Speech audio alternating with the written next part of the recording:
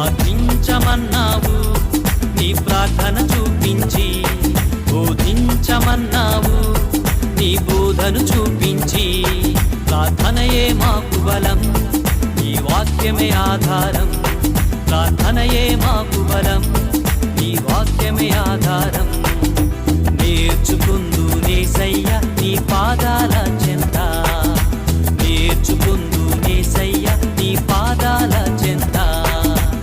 ఏమి చూసి నన్ను ప్రేమించావేసయ్యా, అంత మంచి నాలో ఏముంది యేసయ్యా.